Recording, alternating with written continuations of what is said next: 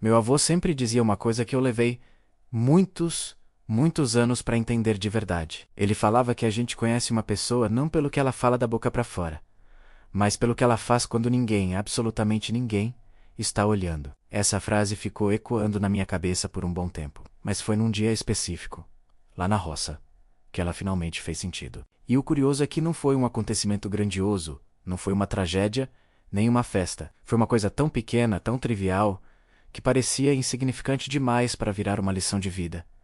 Era um fim de tarde, sabe aquele momento em que o sol já está baixinho no horizonte, pintando o céu e a terra com um tom dourado, quase mágico? A gente tinha passado o dia inteiro na lida, capinando, plantando, um trabalho pesado que deixa o corpo moído. Eu, mais novo, só conseguia pensar em uma coisa: ir para casa. Estava exausto, coberto de poeira, com uma fome que roncava no estômago. A única coisa que eu queria era largar as ferramentas, tomar um banho e descansar. Estávamos no finalzinho, já juntando tudo para ir embora. Eu peguei umas enxadas.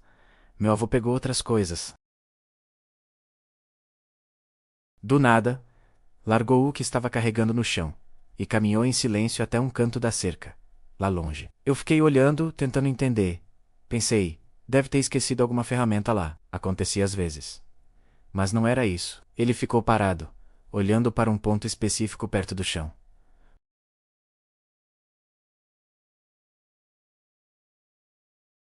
Um pedaço de terra que tinha cedido perto de um dos morões da cerca. Era o tipo de coisa que qualquer um, inclusive eu, passaria batido. Não oferecia perigo, não tinha bicho saindo dali, nada.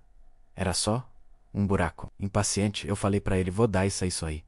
Amanhã a gente mexe com isso. Já tá tarde. Vamos embora. Eu só queria que aquele dia de trabalho acabasse logo. Ele não me respondeu, nem com um gesto. Simplesmente se virou. Caminhou de volta até onde a gente tinha largado as coisas. Pegou a enxada que já estava pronta para ser guardada e voltou para o tal buraco. Com uma paciência que eu não tinha, ele começou a arrumar a terra.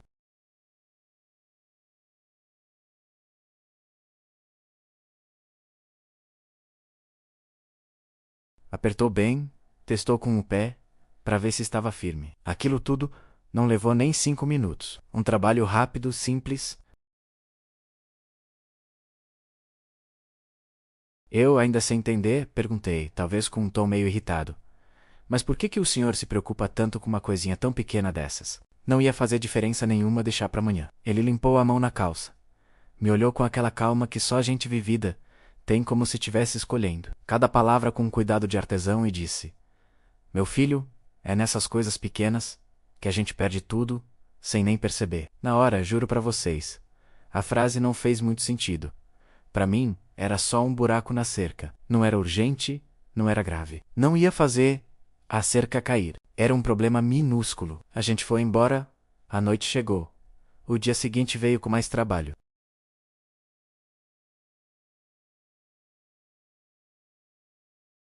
Muitos anos se passaram. Eu saí da Ro.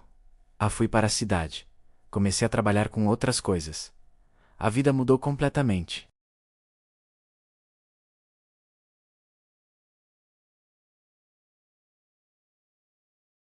Não era mais sobre terra, cerca ou enxada. Era sobre a vida. Eu comecei a reparar em mim mesmo.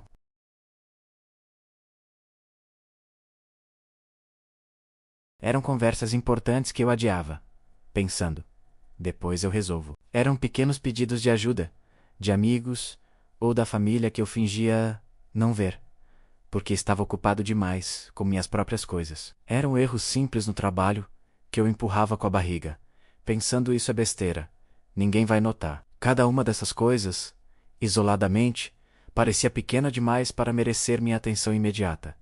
Parecia um detalhe, uma bobagem. Até o dia em que essas besteiras viraram problemas gigantes. A conversa adiada virou um ressentimento profundo. O pedido de ajuda ignorado virou uma amizade perdida. O erro simples no trabalho virou uma bola de neve que quase me custou o emprego. Tudo aquilo que parecia pequeno e inofensivo, de repente, se tornou grande demais para consertar. E foi aí, nesse momento de aperto, que a imagem do meu avô, com a enxada na mão, consertando um buraquinho no fim de tarde, veio à minha mente com uma clareza absurda. Naquele dia, eu finalmente entendi o que ele quis dizer. Meu avô não estava só arrumando um buraco na cerca. Ele estava cuidando do que poderia, um dia, se tornar um problema. Ele estava cortando o mal pela raiz, antes que ele tivesse a chance de crescer. Ele estava zelando pelo todo, cuidando do detalhe. Ele me ensinou, sem precisar de um discurso longo, sem drama, sem sermão, uma das lições mais valiosas que eu aprendi.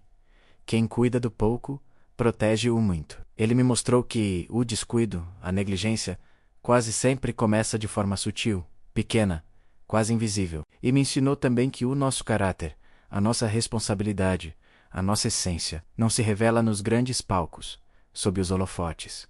Se revela nos detalhes, naquele gesto que ninguém pediu, naquela tarefa que ninguém vai fiscalizar, naquela atitude que você toma quando só a sua consciência está de testemunha. Hoje, quando eu vejo alguém por aí, tratando tudo como detalhe, como besteira, como depois eu vejo, eu me lembro dele. Lembro do meu avô, um homem simples do campo, parado no lusco-fusco daquele fim de tarde consertando algo que aos olhos de um jovem apressado não era nada. E eu penso que talvez a vida, os relacionamentos, as carreiras, não desmoronem de uma vez só, numa grande explosão.